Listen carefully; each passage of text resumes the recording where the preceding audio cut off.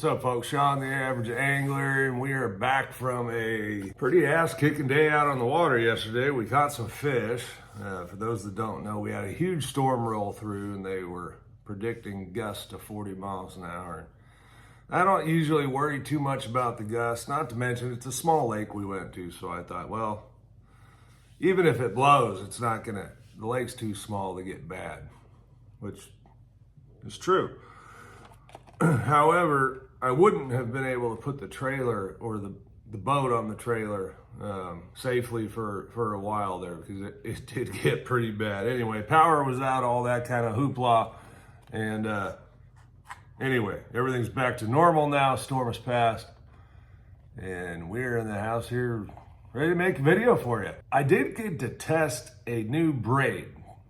New to me, I think it's been out for a little while. And man, I'll tell you, extremely impressed.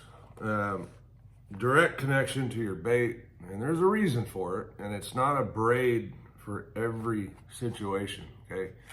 And that is Sunline All Might, which is the sinking braid, okay? Now this is pretty interesting because it was advised to get a weight class above what you normally do. So you'll see here, I got the 18.5. And that is because it's very, very thin. And even the 18.5, I think, was probably closer to the P line that I normally use, their 10. So pretty thin stuff. And I got the pink, which if I remember right, and I could be wrong, someone correct me down in the comments, but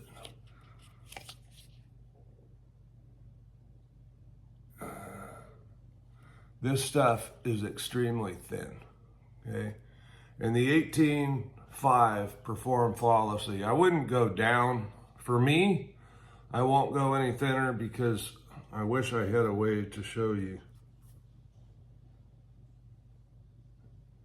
It's extremely thin, all right? It's round, and I assume it holds its shape. If you look on the back right here, how it's made. Anyway, what I will say about it, casts extremely well, gets to the bottom extremely fast, and I don't think it's, I don't really know, I don't think it's weighted like weighted fly line per se, but man, even in the wind, and that's the biggest thing for me, right? Casting braid in the wind. How does it perform casting braid in the wind? It was flawless. Extremely happy with it. Into the wind, casting side to the wind. It did very, very well. What I really noticed was it was quick to the bottom to your bait. Okay, you didn't reel up as much slack before it got taut, because with floating braid, you're gonna have this down to the bait until you bring it taut. And this just seemed to be quicker to do it. Now, where are we going to use, or where am I gonna use this sinking stuff compared to floating? And for the most part, I'm thinking spinning rods.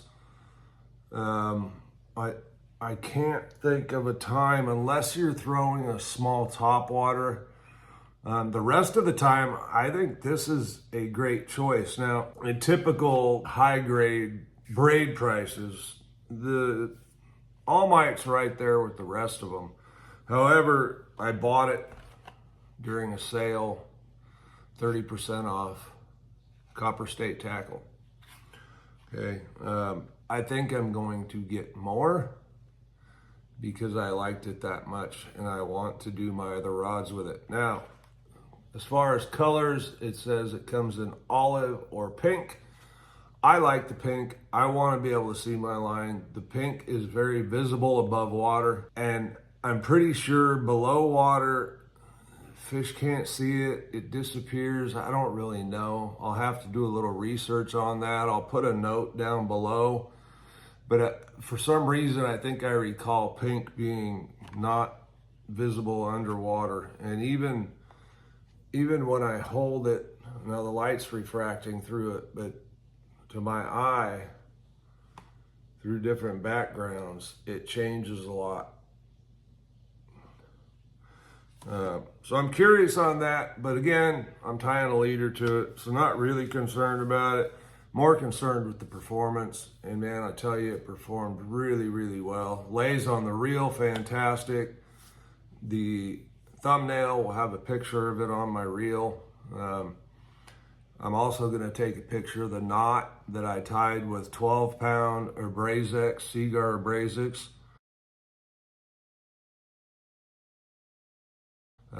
Mostly because that's just what I grabbed out of the toolbox when I was rigging it up. Extremely strong rig. Like I said, I'm gonna get some more of this. It's my new favorite. I have found through some of the other lines that I've tried going down to lighter line weights that they win knot really easy for some reason. And it's not just one particular brand. I had the issue with several that I had gone down to the 10-pound mark and just found that, you know, I used to use 15 for everything, had less problems. And now with this, the 18.5 pound, casting distance was actually better than the 10-pound I was throwing. And yeah, I'm just going to go back up and not worry about it quite as much because it performed really, really well, and started having some of those problems when I got to too thin of stuff. And so now we're there. Sean the Average Angler. Like, subscribe. We'll see you on the next one.